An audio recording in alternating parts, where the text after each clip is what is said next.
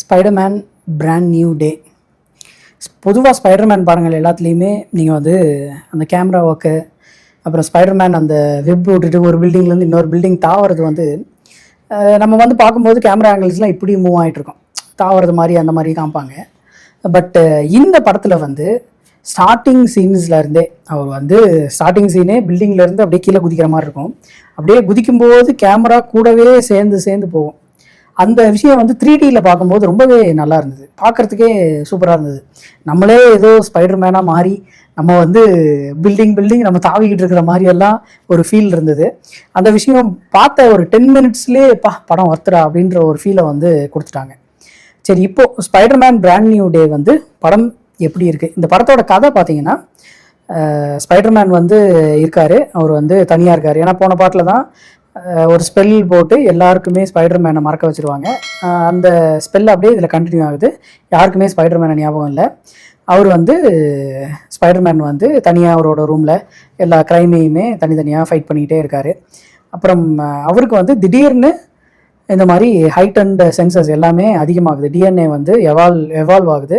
அதில் நடக்கக்கூடிய பிரச்சனைகள் என்ன, அப்புறம் இவர் அந்த எம்ஜேன்ற ஒரு பொண்ணு வந்து லவ் பண்ணிட்டு இருப்பார்ல நம்ம ஜெண்டையா, அது வந்து அவங்கள வந்து இவர் போய் மீட் பண்ணி பார்க்குறாரா, பேசுகிறாரா, ஃப்ரெண்ட்ஸ் ஆகுறாங்களா, வேற ஒரு வில்லன் மூலியமாக இவங்களுக்கு பிரச்சனை வருது, இவங்களை கூட்டிகிட்டு போய் காப்பாற்றுறாரு. அப்புறம் கடைசியில் வந்து அந்த வில்லனை இவர் என்ன பண்ணார், இவங்க 2 பேரும் சேர்ந்தாங்களா இல்லையா அப்படின்றத கதை. இந்த கதை வந்து ஆரம்பிக்கிறதுல இருந்தவே ஒரு மாதிரியான விறுவிறுப்பாக தான் கொண்டு போகிறாங்க. ஸ்டார்டிங்கில் நடக்கிற அந்த ஃபைட் சீக்வன்சஸ்ஸு, அப்புறமா இவருக்கு ஏற்படுற அந்த ஹைட் அண்ட் சென்சஸ், அது எல்லாத்தையுமே கிளியர் கட்டாக காமிக்கிறாங்க. அதுக்கப்புறம் ஒரு வில்லன் மூலியமாக இவங்களுக்கு வந்து பிரச்சனை வருது. அவங்க வந்து வேறு யாரும் இல்லை, ஜீன் கிரே. அவங்க வந்து எக்ஸ்மேனில் ஜீன் வந்து ஒரு நல்ல கேரக்டர், அவங்க தான் இருக்கிறதுலே ஸ்ட்ராங்கஸ்ட்டு பவர்ஃபுல்லான ஒரு கேரக்டராக காமிச்சிருப்பாங்க. அவங்க வந்து இப்போது இந்த படத்தில் வந்து புதுசாக இன்ட்ரடியூஸ் பண்ணுறாங்க. அதில் வந்து ஜீன் கிரேவை காமிச்சிருப்பாங்க. ஜீன் கிரேவாக நடித்தது வந்து சேடி. அவங்க வந்து யாருன்னா ஸ்ட்ரேஞ்சர் திங்ஸில் மேக்ஸுன்ற கேரக்டரில் பண்ணியிருப்பாங்க. அதில் வந்து அந்த 5-6 பசங்க இருப்பாங்களே, சின்ன வயசுலேருந்து ஒன்றா சேர்ந்துருப்பாங்களே, அந்த மாதிரி 3rd சீசன்லேருந்து ஜாயின் பண்ணாங்களோ 4th சீசன்லேருந்து ஜாயின் பண்ணாங்கன்னு நினைக்கிறேன். அவங்க தான் இதில் வந்து ஜீன் கிரேவாக பண்ணியிருக்காங்க. அவங்க வந்து யாரையோ தேடிட்டு இருக்காங்க. அதில் ஸ்பைடர்மேன் உள்ளே பூந்து அவங்கள வந்து பிடிச்சி கொடுத்துருவாங்க. அந்த மாதிரியான சீக்வன்சஸ்லாம் இருக்கும். படத்தில் ஹைலைட்டான விஷயம் என்ன அப்படின்னா, இந்த ஃபைட் சீக்வன்சஸ், அதுக்கப்புறம் பனிஷரை வந்து ஃபஸ்ட் டைம் வந்து படத்தில் காமிச்சிருப்பாங்க. பனிஷர் வந்து வெப்சீரிஸ் இருக்குது, அது வந்து படத்தில் ஸ்பைடர்மேனுக்கு கூட இருக்கிற மாதிரியெல்லாம் காமிச்சிருப்பாங்க. அவங்க 2 பேருக்கும் இருக்க கான்வர்சேஷன் தான் கொஞ்சம் ஜாலியாக ஃபன் மூமெண்ட்டாக அந்த மாதிரி போகும். அதுக்கப்புறம் வந்து படம் ஃபஸ்ட் ஆஃப் பார்த்தீங்கன்னா இந்த மாதிரி ஃபைட் சீக்வன்சஸ்லாம் ஸ்டார்டிங்கில் போகுது. அதுக்கப்புறம் இவங்க வந்து எம்ஜேவை மீட் பண்ணி இவர் வந்து பேசிட்டு அதுக்கு அடுத்து வந்து அந்த வில்லன் ஜீனுக்கு வந்து இவன் தான் Peter Parker, Spiderman Peter Parker, அதனால் இவன் கூட தெரிஞ்சவங்க வந்து இந்த எம்ஜே நெட் அவங்களாம் இருக்காங்க அப்படின்றத ஒரு லெட்டர் மூலியமாக படித்து தெரிஞ்சுக்குவாங்க. இந்த லெட்டர் எங்கன்னா லாஸ்ட் பார்ட்டில் வந்து காஃபி ஷாப்பில் லெட்டர் கொடுக்கறதுக்கு போயிட்டு கொடுக்காம வந்திருப்பார்ல, அந்த லெட்டரை இன்னும் வச்சு மனுஷன் சுற்றிட்டு இருப்பார். அதில் வந்து படித்து தெரிஞ்சுக்குவாங்க.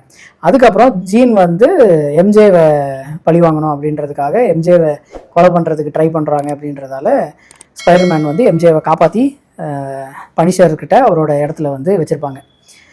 இந்த மாதிரியான சீக்வன்ஸ் வந்து போய்கிட்டு இருக்கும்.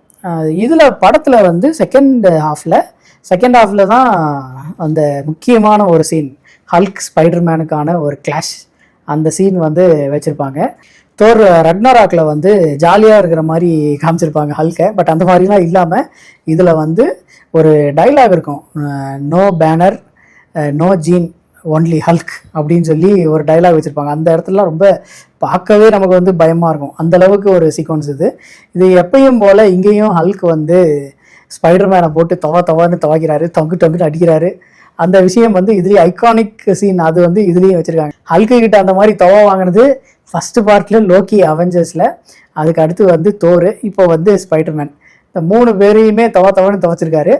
அதுக்கப்புறம் 2 பேருக்கான ஃபைட் சீக்வன்ஸ் வந்து ரொம்ப நல்லாவே பண்ணியிருப்பாங்க. அதில் எனக்கு என்ன பயம்னா, ஸ்பைடர்மேன் தான் அதில் ஹீரோ, இதில் வந்து ஹல்க் ஒரு எக்ஸ்ட்ரா கேரக்டர் தான். இவரை கூட்டிகிட்டு வந்து இவரையே ஸ்பைடர்மேன் அடிச்சிட்டாரு, ஹல்கையே ஸ்பைடர்மேன் அடிச்சிட்டாரு அப்படின்னு காமிச்சிருவானுங்களோ அப்படின்னு பயந்துகிட்டே இருந்தேன். ஆனால் அதை பாதுகாக்கும் வகையில் எதுவுமே அந்த மாதிரி சீன்ஸ் வைக்கல. ஹல்க் வந்து ஸ்பைடர்மேனை போட்டு தவந்து வைக்கிறாரு, ஸ்பைடர்மேன் வந்து தப்பிக்கிறதுக்கு தான் பார்க்குறாரு. கடைசியில் ஹல்கே ரியலைஸ் பண்ணி விட்டு கொடுக்குற மாதிரி தான் சீன் வச்சுருப்பாங்க. ஹல்கை வந்து யாராலையும் அடிக்கவே முடியாதுடா, he is the strongest Avenger அப்படின்ற மாதிரி ஃபுல் அண்ட் ஃபுல் எஸ்டாப்ளிஷ் பண்ணியிருப்பாங்க. அது எனக்கு ரொம்பவே சந்தோஷமாக இருந்துச்சு, நிம்மதியாகவும் இருந்துச்சு. அப்போடா ஸ்பைடர்மேனை வச்சு ஹல்கை காலி பண்ணுறான்னு சொல்லாம விட்டாங்களே அப்படின்ற மாதிரி இருந்தது. அதுக்கப்புறம் படத்தில் வந்து லவ் போர்ஷன்ஸ்னால் முன்ன வந்த மாதிரி கட்டி பிடிச்சிக்கிட்டு இருக்கிறது, கிஸ் பண்ணுறது அந்த மாதிரி இல்லாமல் இப்போது ஒரு 2 பேர் லவ் பண்ணுறாங்க. அந்த பொண்ணுக்கு அந்த கேரக்டர் இருக்கிறதாவே எல்லாமே மறந்துடுச்சு. ஆனால் இவனுக்கு வந்து அந்த பொண்ணு லவ் பண்ணது எல்லாமே ஞாபகம் இருக்குது. அப்படி இருக்கும்போது அந்த பொண்ணுகிட்ட கன்வே பண்ணணும்னு நினைப்பான், ஆனால் பண்ண முடியல. ஒரு டைமில் வந்து அந்த ஜெண்டையா அந்த லெட்டரை எடுத்து படிச்சிருவாங்க. படித்ததுக்கு அப்புறமா இவங்க வந்து திரும்ப இவங்க மேலே லவ் வந்துருமோ அப்படின்னு நம்ம நினைப்போம்னா, அவங்க வந்து என்ன சொல்லுவாங்கன்னா, எனக்கு நீ இருந்த ஞாபகமே கிடையாது, அப்புறம் எப்படி நான் உன்னை லவ் பண்ணுறது, நான் உன்னை லவ் பண்ண முடியாது அப்படின்னு சொல்லி கிளம்பி போயிடுவாங்க. அந்த சீக்வன்ஸ் வந்து யதார்த்தமாக இருந்தது. ஏன்னா நம்ம வந்து பியாண்ட் நடக்கும், மிராக்கிள்ஸ் நிறைய நடக்கும் அப்படின்னு சொல்லி நினச்சிக்கிட்டு இருப்போம்ல, அந்த மாதிரி நேரத்தில் இல்லைங்க நார்மல் தான் இது அப்படின்னு சொல்லி கடந்து போகிறது வந்து நல்லா இருந்தது. இதில் வந்து எமோஷ்னலாக ஸ்பைடர்மேனுன்றவன் தனியாக இருக்கான், ரொம்ப லோன்லியாக ஃபீல் பண்ணுறான் அப்படின்றத எஸ்டாப்ளிஷ் பண்ணிகிட்டே வந்திருப்பாங்க. அதுக்கப்புறமா ஃப்ரெண்ட்ஸ் கூட சேருவான் அப்படின்ற மாதிரி தான் காமிச்சிருப்பாங்க. இங்கே வந்து லவ்வர் கூட சேருவான் அப்படின்ற மாதிரி காமிக்கல, ஃப்ரெண்ட்ஸு கூட சேருவான் அப்படின்ற மாதிரி காமிச்சிருப்பாங்க. அது எனக்கு ரொம்பவே பிடிச்சிருந்துச்சு அந்த விஷயம். ஸ்பைடர்மேனுக்கு அவர் வெறும் சண்டை போட்டுக்கிட்டே இருப்பார், இவர் வந்து எல்லாரையும் காப்பாற்றுறதுலே இருப்பாருன்ற தாண்டி ஸ்பைடர்மேனுக்கும் ஒரு ஃபீலிங்ஸ் இருக்குது. அவர் வந்து தனியாக இருக்கார், அவர் வந்து எப்படி அதை சமாளிக்கிறாரு, லோன்லியாக இருக்கிறது எப்படி இது பண்ணுறாரு அப்படின்றத இந்த படத்தில் நல்லாவே காமிச்சிருப்பாங்க. கிளைமேக்ஸுக்கு முன்னாடி ஒரு சீக்வன்ஸ் வந்து வருது, அந்த நிஞ்சா ஒரு ஃபைட் சீன் வந்து வருது. அது வந்து டெக்னிக்கலாக அவ்வளோ சூப்பராக பண்ணியிருக்காங்க. நீங்கள் வந்து கேமரா ஆங்கிள்ஸ் வந்து எல்லாமே இப்படி பார்த்த மாதிரி, மேலே இருந்து இப்படி பார்த்தா, அது சின்ன ஸ்பேஸு, இது வந்து ஒரு 10-12 பேர் இருப்பாங்க, அவங்க எல்லாருமே ஸ்பைடர்மேனுக்கு ஆப்போசிட்டாக ஃபைட் பண்ணுவாங்க. அந்த ஒரு சீக்வன்ஸ் பார்த்தீங்கன்னா உங்களுக்கு வந்து வாவ் அப்படின்ற மாதிரி ஒரு ஃபீல் இருக்கும். ஏன்னா எல்லா சீக்வன்ஸுமே இப்படி இருக்கும், 12 பேர் ஒன்றா சேர்ந்து அடிக்கிறதுக்கு வருவாங்க, ஸ்பைடர்மேன் மட்டும் தனியாக அனுப்பார். அந்த போஸ்டர்லேயே பார்த்துருப்பீங்களா, எல்லாரும் ஏறுவாங்க, அவர் மட்டும் தனியாக அனுப்பார். அந்த மாதிரி இதெல்லாம் ரொம்பவே நல்லா இருந்தது. போஸ்ட் கிரெடிட் சீன் வந்து அவெஞ்சர்ஸ் டூம்ஸ்டேவுக்கான ஒரு சீனாக வச்சுருந்துருக்காங்க. அது வந்து சின்ன ஒரு டேப்லெட் மாதிரி இருக்கும், அதில் வந்து ஸ்பைடின்னு சொல்லி பிளிங்க் ஆகிட்டு இருக்கும். அது சடனாக வந்து ஃபவுண்ட் அனதர் ஸ்பைடி அப்படின்னு சொல்லி வேற ஒரு யூனிவர்ஸை வந்து காமிக்கும். அவெஞ்சர்ஸ் டூம்ஸ்டே வந்து வேற ஒரு யூனிவர்ஸில் நடக்குது அப்படின்ற மாதிரி தான் காமிக்க போகிறாங்க. அதுக்கான ஒரு சின்ன சீக்வன்ஸாக தான் இதை வச்சுருந்துருக்காங்க. ஒரு வேளை ஸ்பைடர்மேனும் அதில் இருப்பாரோ அப்படின்ற ஒரு இது எனக்கு இருக்குது. அடுத்து வந்து இந்த படம் ஓவராலாக பார்த்தா இது வந்து ஒரு பக்காவான Hollywood film with emotional content. இதில் வந்து லவ் ரிலேட்டடாக நிறைய விஷயங்களை பற்றி சொல்லியிருப்பாங்க, கொஞ்ச நேரம் பேசிக்கிட்டே இருக்கிற மாதிரி இருக்கும். எனக்கு வந்து ஆண்ட் மேயோட கேரக்டர் நல்லா இருந்தது, பிளாக் விடோவோட கேரக்டர் நல்லா இருந்தது. அவள் வந்து இந்த இதுதான் என்னோடய ஆஃபீஸ், போய் தண்ணிக்குள்ளே இறங்க அப்படின்ற அந்த சீக்வன்ஸ் எல்லாமே நல்லா இருந்தது. அப்புறம் ஹல்கோட பாட்டு வந்து நல்லா இருந்தது. டாம் ஹாலண்ட் வந்து இதில் நிறைய டிஃப்ரெண்ட்டான ஒரு பெர்ஸ்பெக்டிவில் வந்து நடிச்சிருப்பார். சண்டை போடுவார், சிரிப்பார், எமோஷ்னலாக இருப்பார், ஃபீல் பண்ணுவார். அப்புறம் அந்த மியூட்டேஷன் அப்போது ரொம்ப மான்ஸ்டர் மாதிரி ஒரு எஃபெக்ட் கொடுப்பாங்க. அந்த மாதிரி விஷயங்கள் எல்லாமே இந்த டிஃப்ரெண்ட் டைப்ஸ் ஆஃப் மூட்ஸில் நல்லா பண்ணியிருந்திருக்காரு டாம் ஹாலண்ட். டஸ்டன் தான் இந்த படம் வந்து பண்ணியிருக்காரு. அவர் வந்து இதுக்கு முன்னாடி நிறைய படங்கள் வந்து பண்ணியிருக்காரு. அதில் ரீசெண்டாக வந்த ஃபிலிம்ஸ்ன்னு பார்த்தா சாங்சி வந்து எல்லாரும் பார்த்துருப்பீங்கன்னு நினைக்கிறேன். அந்த படம் வந்து எல்லாராலும் பார்க்கப்பட்டு ரொம்ப இம்ப்ரெசிவாக அந்த படம் இருந்தது. அந்த படத்தோட டேரக்டர் தான் இந்த ஸ்பைடர்மேன் பிராண்ட் நியூ டே வந்து டைரக்ட் பண்ணியிருக்காரு. இந்த படத்தில் டெக்னிக்கலாக ரொம்ப சூப்பராக ஒர்க் பண்ணியிருக்காங்க. நீங்கள் வந்து விஷுவல் எஃபெக்ட்ஸாக இருக்கட்டும், நீங்கள் வந்து அந்த ஸ்பைடர்மேனோட கேமரா ஆங்கிள்ஸாக இருக்கட்டும், எல்லாமே ரொம்ப சூப்பராக பண்ணியிருக்காங்க. நீங்கள் வந்து இந்த படம் ஏன் இவ்வளோ நல்லா இருக்குது அப்படின்னு கேட்டிங்கன்னா, அதை வந்து ஃபுல் அண்ட் ஃபுல் டெக்னிக்கல் டீமுக்கு தான் ஒரு பெரிய ஹேட்ஸ் ஆஃப். எங்கேயுமே உங்களுக்கு வந்து சிஜின்னு தெரியாது, எங்கேயுமே உங்களுக்கு வந்து இதில் விஷுவல் எஃபெக்ட்ஸ் ஆட் பண்ணியிருக்காங்கன்னு தெரியாது. ஏன்னா படத்தோட ஃபஸ்ட்டு சீனே அவர் வந்து தலையில் பில்டிங்கில் உட்காந்துட்டு இருக்கிற மாதிரி இருக்கும், அதுக்கப்புறம் அப்படியே தொப்புன்னு குதிக்கிற மாதிரி இருக்கும். அது நல்லா குதிச்ச அப்புறம் தான் அவர் வந்து மூடுவார் அப்படின்ற விஷயம்லாம் நம்ம எக்ஸ்பீரியன்ஸ் பண்ணால் தான் சூப்பராக இருக்கும். அந்த மாதிரி ரொம்ப நல்ல படம். எனக்கு வந்து படம் ரொம்பவே நல்லா இருந்தது. இது நிறைய பேருக்கு ஒர்க் அவுட் ஆகும்னு நினைக்கிறேன். நீங்கள் அந்த எமோஷனல் கனெக்டோடு சேர்த்து பார்த்தீங்கன்னா இது வந்து ரொம்பவே ஒர்க் அவுட் ஆகும்.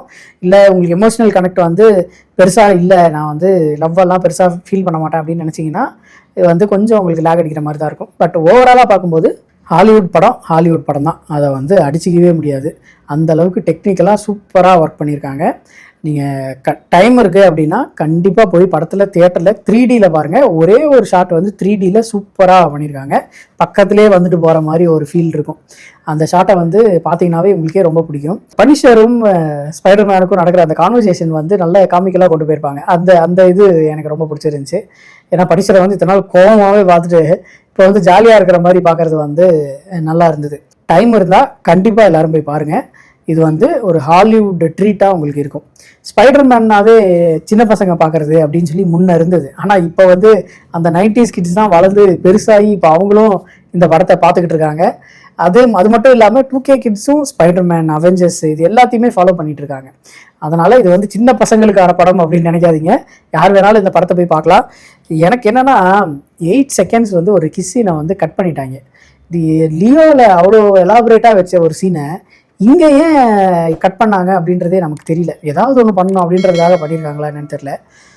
சரி, வெட்டிட்டாங்க, அது எதுவும் பண்ண முடியாது. இது ஏன் வெட்டாங்க அப்படின்றது தான் நமக்கு தெரியல. படம் வந்து கண்டிப்பாக எல்லோரும் போய் பாருங்கள். படம் பார்த்துட்டிங்க அப்படின்னா உங்களுக்கு எந்த சீன் பிடிக்கும் அப்படின்றத கமெண்ட்டில் சொல்லுங்கள்.